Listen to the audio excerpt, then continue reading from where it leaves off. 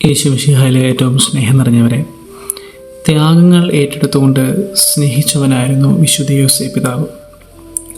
വിശുദ്ധ ബൈബിളിൽ നാം കാണുന്നുണ്ട്, സ്വപ്നത്തിന് ശേഷം അദ്ദേഹം തൻ്റെ കുഞ്ഞിനെയും ഭാര്യയെയും കൂട്ടിക്കൊണ്ട് ഈജിപ്തിലേക്ക് പലായനം ചെയ്യുകയാണ്.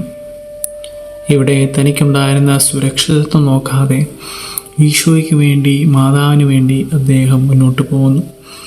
തനിക്ക് പ്രിയപ്പെട്ടവരെ, തൻ്റെ നാടിനെ, തൻ്റെ സുരക്ഷിതത്തെ, തൻ്റെ എല്ലാം അദ്ദേഹം ഉപേക്ഷിച്ചുകൊണ്ട് ത്യാഗപൂർണമായ സ്നേഹം അദ്ദേഹം കാണിച്ചു തരുന്നു.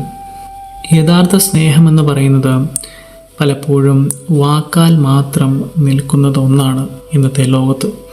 പക്ഷേ ശരിക്കും എന്താണ് സ്നേഹം? വാക്കിനേക്കാൾ അതീതമായി നമ്മുടെ പ്രവൃത്തികളിലൂടെ അല്ലെങ്കിൽ ഒരു വിട്ടുകൊടുക്കലിലൂടെ മറ്റുള്ളവർക്ക് ഉപകാരമായി മാറുന്നതാണ് സ്നേഹം. യഥാർത്ഥ സ്നേഹം വിട്ടുകൊടുക്കലാണ്, അത് ത്യാഗമാണ്.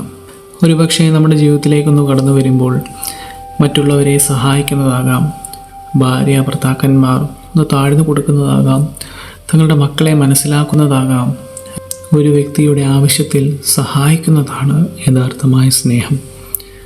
നമുക്കും തീരുമാനമെടുക്കാം, വാക്കാൽ മാത്രം നിൽക്കാതെ വിട്ടുകൊടുത്തുകൊണ്ട് ത്യാഗപൂർണമായ ഒരു സ്നേഹം മറ്റുള്ളവരിലേക്ക് നാം കൊടുക്കുമ്പോൾ തീർച്ചയായിട്ടും അവിടെ ദൈവം വലിയ കാര്യങ്ങൾ ചെയ്യും.